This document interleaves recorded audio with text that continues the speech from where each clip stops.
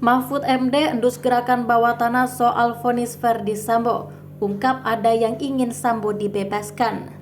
Menteri Koordinator Bidang Politik Hukum dan Keamanan Mahfud MD menyebut ada gerakan bawah tanah yang ingin mempengaruhi putusan atau vonis terhadap Verdi Sambo. Verdi Sambo merupakan terdakwa perkara pembunuhan berencana Brigadir Nofriansah Yosua Huta Barat atau Brigadir J. Mahfud MD mengatakan ada pihak yang meminta Verdi Sambo untuk dibebaskan. Selain itu ada juga yang menginginkan agar Verdi Sambo dihukum.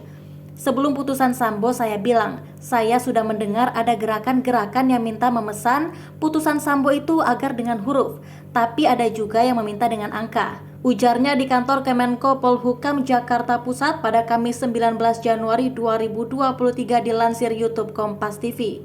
Jadi bukan putusan yang ini, ada yang bergerilya. Ada yang ingin Sambo dibebaskan, ada yang minta Sambo dihukum. Jelas Mahfud MD.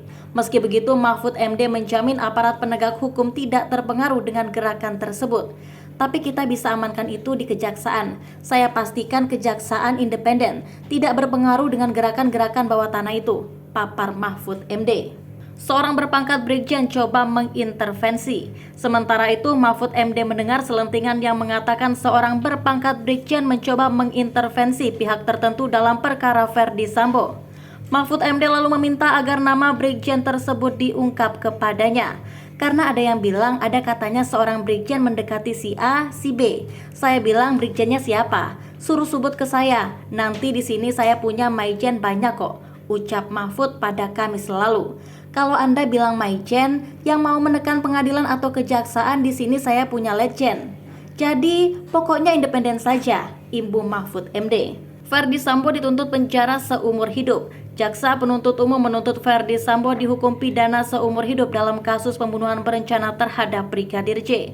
JPU meyakinkan Verdi Sambo bersalah dalam kasus pembunuhan yang membuat Brigadir J tewas dalam kondisi tertembak.